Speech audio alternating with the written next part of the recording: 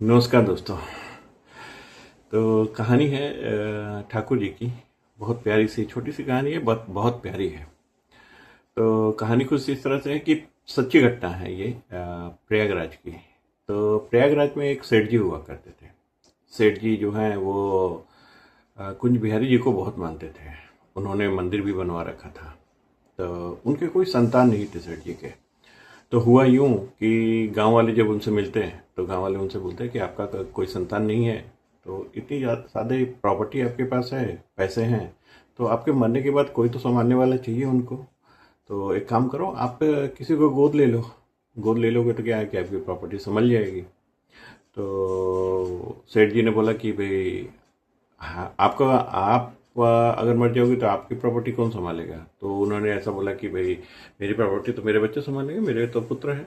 तो बोले कि मेरे भी है ना। तो बोले कि कौन है आपके पुत्र, तो कोई है नहीं। तो बोले ये कुंज बिहारी हैं। कुंज बिहारी को कुंजू कुंजू कहते थे। तो बोले कि ये कुंजू हैं, कुंजू संभालेंगे। तो बोले कि क्या बात कर रहे हैं आप, कुंजू संभालेंगे। तो बोले हाँ, कुंजू संभालेंगे। फिर उन्होंने बोला कि भाई अच्छा ठीक है, चलो मान लिया। उसमें से एक वृद्ध आया, बोला कि ठीक है, मान लिया कि गुंजू संभालेंगे, पर आप मरोगे तो मरने के बाद आपका अंतिम संस्कार कौन करेगा। तो बोले कि तुम्हारा कौन करेगा। तो बोले कि मेरा बेटा करेगा, मेरे बच्चे हैं तो मेरे बच्चे करेंगे। तो बोले कि मैंने भी बेटा मान लिया है कि कुंजू मेरा बेटा है और वही मेरा अंतिम संस्कार करेगा। तो बोले कि ये बिना तत्व बगैर की बातें आप कर रहे हैं कि इसमें कोई तत्व हकीकत है नहीं। आपको भी पता है कि भाई ऐसा कुछ होने वाला नहीं है। तो बोले अरे ऐसा बिल्कुल होगा, मेरा पूरा विश्वास है, मैंने उसको पुत्र माना है। अब इन्होंने तो अपना पुत्र मान लिया था सेठ जी ने, उस कुंज बिहारी को। कुंज बिहारी ने इनको अपना पिता माना था कि नहीं, ये तब सिद्ध होता है जब वो मरते हैं।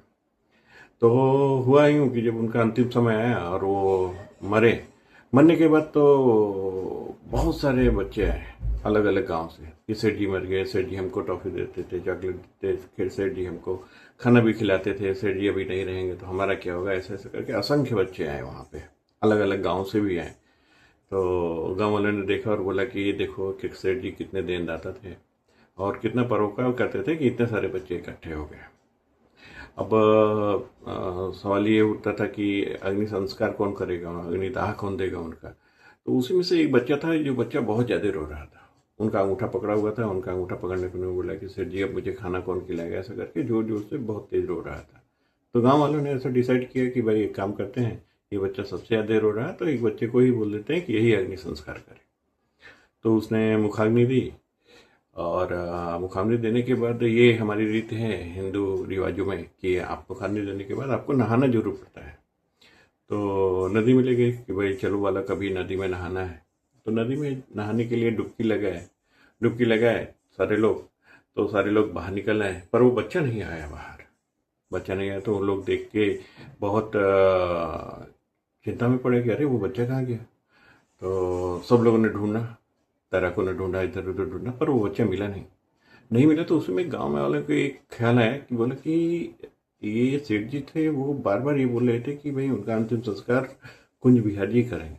एक काम करते हैं, कुंज बिहारी जी ने जो मंदिर बनवाया उस मंदिर की तरफ चलते हैं। तो भाग के गए उस मंदिर की तरफ सारे लोग। जैसे मंदिर की तरफ गए और मूर्ति, कुंज बिहारी जी की मूर्ति को देखी, तो कुंज बिहारी जी की जो मूर्ति थी, वो मूर्ति पूरी पानी से भीगी हुई थी उनका, और पानी टपक रहे थे उस मूर्ति से। तो पूरे गांव वालों ने बोला कि वो बार बार इसीलिए बोलते थे कि कुंज बिहारी जी, कुंजू उनका अंतिम संस्कार करेंगे। तो लगता है प्रभु आके खुद ही उनका अंतिम संस्कार करके गए। कहने का मतलब यह है दोस्तों कि हम अगर अपने भगवान के ऊपर भरोसा करते हैं तो भगवान किसी न किसी रूप में हमारी मदद करने के लिए जरूर रहता है। अगर उन्होंने, सेठ जी ने अपने भगवान को अपना पुत्र मान लिया था, तो भगवान ने भी उनको अपना पिता मान के अपने सारी विधि किया।